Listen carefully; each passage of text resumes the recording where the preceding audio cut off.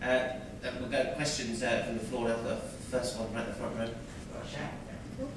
No, there's a glamorous assistant heading towards you. Thank you. For Shia, a couple of questions. First of all, I think the injury was written into the script. Did it affect the stunts you could do this time round?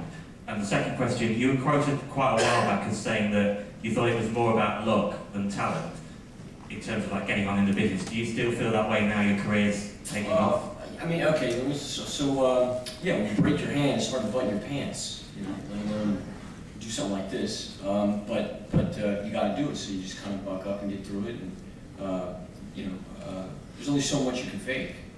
When you have 3 cameras going at once, and these, you know, it takes a long time to rig some of these stunts. You got to do it. I also had a fantastic stuntman named Vladimir who took the brunt of the abuse. But Shia's a great athlete. He does a lot of his own stunts, and we invented a special little Kevlar cast that looked like fingers. It was very thin, so he was able to perform stuff. And we digitally took some of his the little cast stuff off. Well, there's that, talent just seems like a crazy ass word. It just seems like I just think determination is a better word. You know, like you ever see boxers? Like boxers. These are ordinary men with extraordinary determination. Talent, it's just a crazy word. It feels weird. That's all. Thank you. Gentlemen, just in the fourth row. Hi, you definitely upped the woe factor this time round.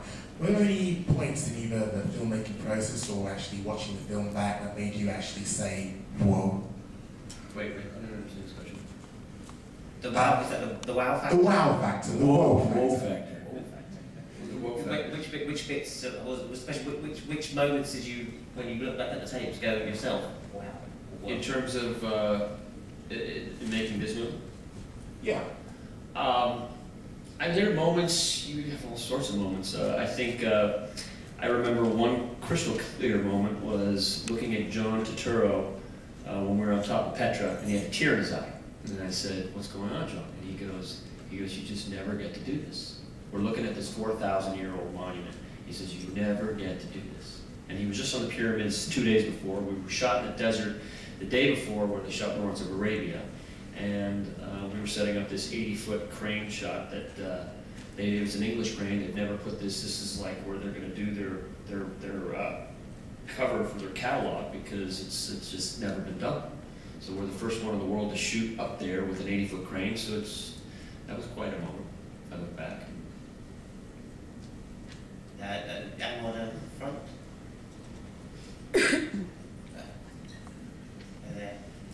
Question for Michael. President Obama gets a name check in a news report in a film. I wonder about the decision process to root the film in that very real sort of reality by literally having the current president, and also how late in the day things like that and the swine flu gag made it into the film. Well, we finished the film this past Wednesday, so it's very true. You saw actually an incomplete version. Yours was not fully finished. But the Obama thing, I met him in an airport when he was carrying his bag by himself, and we talked about movies, and he apparently likes my movies, so figured let's just put him in. The gentleman behind, right? This one's for Shia, Megan, and John. What was it like working with Michael for the second time? Dreadful. Shia first? Shia. Yeah, it's not dreadful at all. It's you know, Mike is like me and him have a big brother, little brother type of thing. We get into it sometimes, and then John becomes the liaison between us. It's just he's like a football coach, you know, and he just doesn't coddle you, you know, and that takes getting used to. Actors are used to being coddled, and you know, and you don't get that on these sets. There's a real masculine energy on these movies. But I enjoy the hell out of it. I really do. And it's like skydiving for 5 months. Yeah. Yeah, it's just sort of like constant chaos, which the crew, I'm assuming your crew initially named it Bayos, and there's also the term mayhem, which is an everyday thing. working with him. It is exciting. I mean, he is rough on his actors on purpose. I think he likes to, I don't know, do you like the legend of being a tyrant? No, I'm not a tyrant. So, if I was a tyrant, I wouldn't have my same proof for 16 years. But it takes tremendous energy when you have a robot in front of you, and I'm trying to convince you that it's about to eat you. You know? Sure. So I'm a very passionate director. Would you say, Sean? Yeah, I see so. Sure. I just based my character on Michael. But you know, the key to making any movie is you have to kind of key into the sensibility of the guy who's going to be there every day, who's going to be working on the film after you're long gone. And it took me a little while to understand that when I first started out. But you really do have to look at that person and sort of connect with their sensibility. And I have a lot of fun. We have a lot, you know, he lets me try things, and he has a lot of energy, and he works really hard. And you know the shots are going to be interesting. And so you just have to be open to the moment when you're working with him. And I had a good time the first time, and I had a better time this time. Okay, this one's for Megan. In a recent interview with British GQ, you spoke about your recreational drug use. Being a public figure and looked upon by so many people, what kind of message are you sending out to your fans? I wouldn't call it recreational drug use, because that makes it sound like I'm going to clubs and doing cocaine and things like that. I talked about the legalization of marijuana, which I think in the United States it should be. If alcohol is legal, I don't see why we could still have a ban on marijuana, that's all.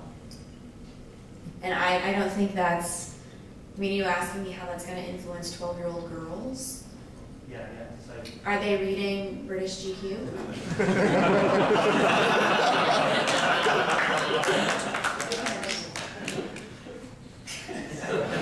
Goes to the gentleman behind in the bus chair. Thank you. Throughout the whole filming process, what was the best memory and what was the very worst? That's not more the best. Towards the end was pretty great. Because the location, just the locations were just, I mean, your faces when you saw the pyramids, and that was Worst? I think when the Egyptian government surrounded our trucks with cops who wouldn't let us shoot. What's the restaurant? Oh, that worse. But why did the Egyptian government circle your crew with cops?